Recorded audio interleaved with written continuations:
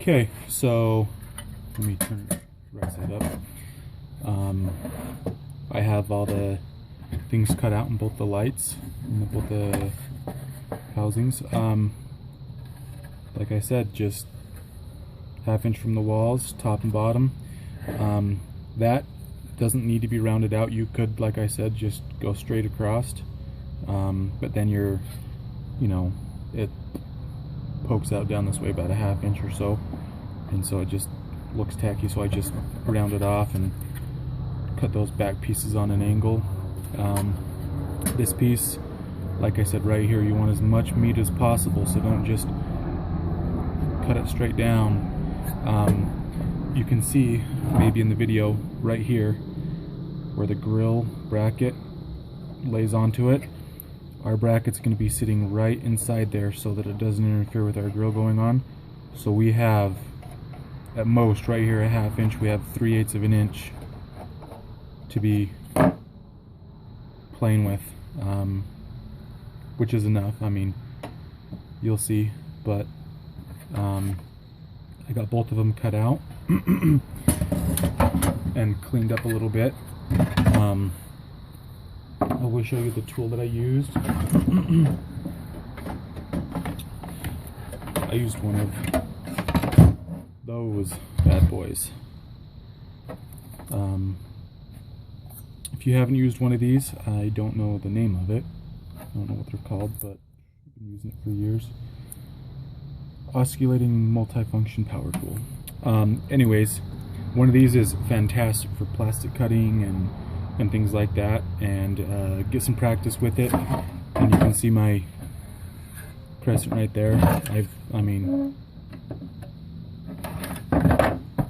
get some practice with it. You can do a lot of good with it. So now I'm gonna show you all the hardware that you're gonna need to mount up the new headlights, and show you something on the headlight that is very important. It's there, so whatever headlight you use, it's got to have it. So we'll see you in the next part. Okay, so we have here all the hardware we need for each headlight, plus this right here. That is aluminum angle iron, 1 inch by 1 inch, 1/16 inch thick, the thin stuff. We're gonna need about 1.25 inches, I think, 1.5 inches, 2 pieces of that. So you don't need to buy a whole 3-foot bar, but I'll be using this stuff for many different projects. So if you can find some somewhere else, smaller pieces, great. One of these costs like $8 or $9. So push one aside. We have an eyelet bolt with a 3/16 hole. It's a 2-inch eyelet bolt, 3/16 hole, and the 3/16 hole is very important. You can get a number 10. I use the 24 thread, 1024. You can get the bigger eyelet, and don't do that, otherwise it won't work, because it's got to fit in a certain spot on the headlight.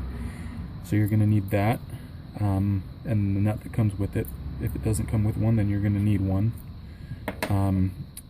You're going to need a coupling nut, also 1024, whatever matches this. You're going to need a number 1024 by 3/4 inch, just panhead screw.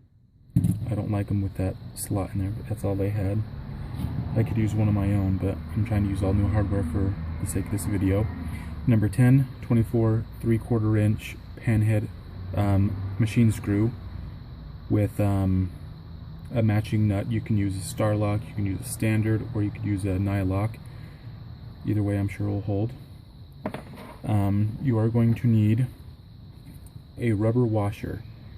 This is a 3/16 inside diameter, 1/2 inch outside diameter rubber washer, and we may only need one of these. It's a matching size. On my headlights, I only had to use one, but there might be a possibility we need to spacer it out a little bit, depending on how you make your other bracket out of this aluminum stuff. So I've just got 4 sitting here for this one.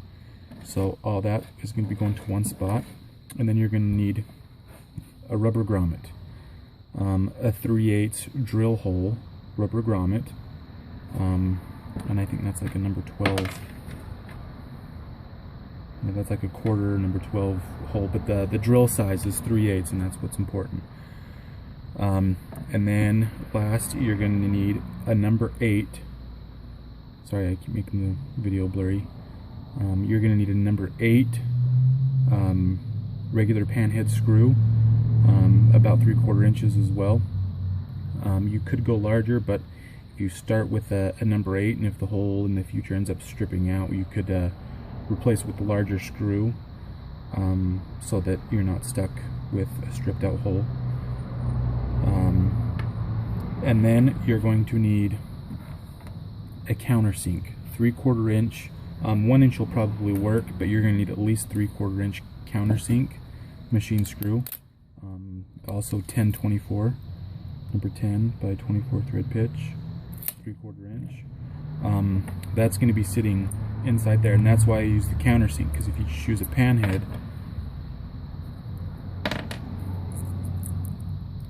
you'll get a lot of slop inside there. So if you use a countersink, it'll fit in there, and as you tighten it down, it won't be able to move. So that's the purpose for that countersink. And then these brackets I've pre-made. I'm going to nickname them the transformer brackets because they kind of almost look like a transformer if you know, put them together. Anyways, I'll get you the dimensions on those. That's what I come up with to mount the inside part of the headlight. I've got the bottom outside and the top outside, and then this is the inside where the grill goes. So I'm going to start assembling it, and I'll give you an overview of how that goes together. This is going to get 2 holes in it. I'll put all this on there, and then I'll show you the dimensions on what you're going to need for this and how to cut it, and then also all the measurements you're going to need for mounting all this in the proper location, so that it's less hassle for you.